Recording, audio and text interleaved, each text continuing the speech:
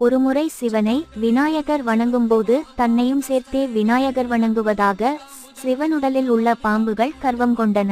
அவற்றின் கர்வத்தினை அடக்கும் பொருட்டு பாம்பு இனமே இல்லாமல் போக வேண்டும் என சபித்தார்.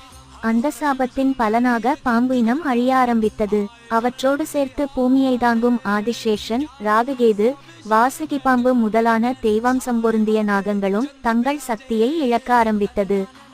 சாப விமோசனம் வேண்டி சிவனிடம் நின்றது.